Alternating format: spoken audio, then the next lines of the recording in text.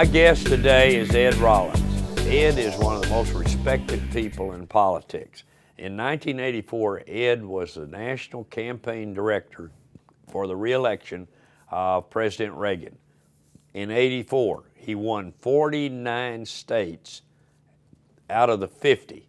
The only state he lost was Mondale, Walter Mondale's home state of Minnesota. It was almost a complete wipeout, 49-1. Ed's a very competitive guy and was an amateur boxer. Started boxing when he was 13 years old, boxed for 10 years. His record was 164-2. Can you imagine that? It was like 49-1 in the '84 election. But Ed remembers only 2 of those fights, the 2 that he lost. Okay, Ed, you and I are going to have a great interview today. Ed, you know, you're probably, for me, for sure, and a lot of other people, the expert on these campaigns, elections, and everything else. This one, I think back, and my memory's pretty good. We go clear back to the '80s, and so my memory's good. And this is the weirdest election. By far. I've been around this business since the '60s and been doing campaigns in the Republican Party since 1972. There's never been one like this. Obviously, in 1976, you had Gerald Ford, who was challenged by Governor Reagan. That went down to the wire, and obviously was probably as close to this one without the chaos, without the hostility. Ford was the. We didn't have somebody in like Donald Trump. We didn't have anybody like Donald Trump, and you had 2 very legitimate people, one being the governor of California, one being the president of the United States, and it came down to 117 delegates was the difference. And they both went to the convention. They competed against each other across the country, both very close in the number of delegates they had, and they went to the convention, and basically Ford used every element he had as the president, including taking the chairman of the Republican Party of Mississippi and putting him next to the Queen at a state dinner. But it was a different kind of a race. It wasn't anywhere near the anger or the hostility that's in this one. But we got through it. We got through it, and we'll get through this one. We'll get through this. I mean, we're still a strong party. We still have 31 governors. We still have the legislatures across 2/3 of the country. We still have the Congress. The House certainly remains Republican for the foreseeable future. The Senate will be very close and very marginal. The presidential race is tough for us because the Democrats get pretty close to 270 delegates before or electoral votes before they even start the premise, and we've got to win those 8 swing states. We've got to win 5 or 6 of those swing states, and that's a real challenge. Well, okay. Having said that, and you answered the question, but I want you to give me a little more depth on it. Sure. Was that is this going to fracture the party? What I worry about fracturing the party is the future of the party is bringing new voters in. The game of politics is about addition, adding people, not just staying at a status quo. Well, this guy Trump. Well, that's he showed up with a bunch of people. Well, he showed up with a bunch of people, and there's no question there's people out there voting in the primaries that probably haven't voted in a while. But my worry long term, you look at demographics, Hispanics, Asians are a fast-growing population, and the damage that you do by the rhetoric, maybe not deliberate, but nevertheless it's at last, I think is not doing anything to bring those people in. Equally as important, women are a very significant problem that Republicans have had for a period of time. There's 53% of the voters are women. Obviously, a majority running against Hillary Clinton is going to enhance that on her side. The problem is Trump has made a lot of insulting remarks towards women, including attacking Cruz's wife and all the rest of it. So my sense today is he's got a ways to go to bring that back, and we have to make a big effort to make women voters listen to some of our. Now, married women vote pretty much like their husbands. Single women is where our problem is, and we have a very, very difficult time with single women right now. So it's going to be a tough deal, but it's going to be very interesting. I can't believe that I'm going to be looking at this as intently every evening for the next 6 months. We will watch nothing else. Cable television, which has become a very dominant factor in all of this. I wish it was football season. I wish it was too. I wish there was some distraction. Now that college basketball is over, I have no distractions with this. But at the end of the day, there is a great interest in this race.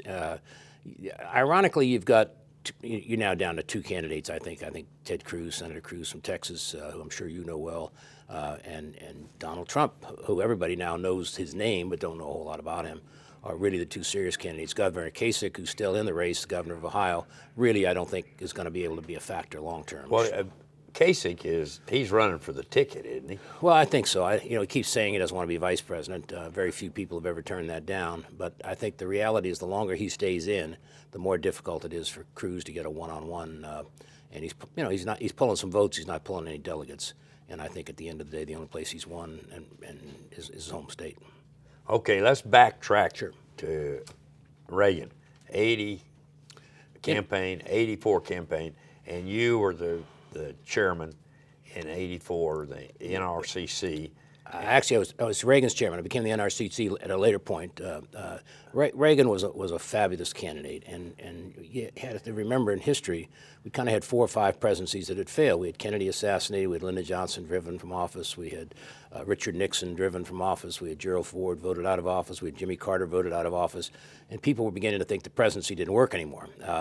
And Reagan came in, he restored confidence in the economy, he made some dramatic efforts, he rebuilt the military of the country, he got young people enthused about it, and had a massive re-election campaign in 1984.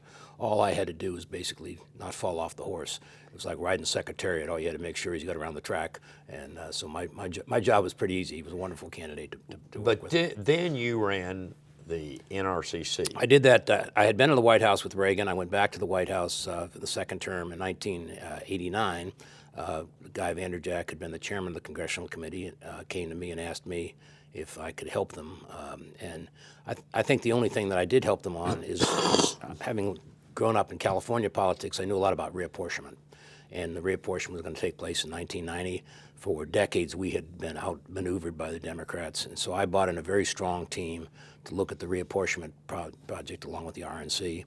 And even though we didn't have a great election in 1990, we lost, I think, 8 or 9 seats. And obviously in 92, we were ready to have a good election. President Bush had his challenge from Perot, didn't do as well. But by 94, the seats were... Perot actually cost us the election. The truth of the matter is Bush lost enough Republicans to Clinton. If he had just got the 4 million votes who voted for Clinton, he'd have been fine. Unfortunately, George Bush, who I think was a very fine foreign policy president, sort of finished the Reagan agenda, just kind of lost his eye on the ball on economic issues and didn't realize what was occurring. And, at the time that Perot got into the race, there was about a 60% disapproval rating for Bush.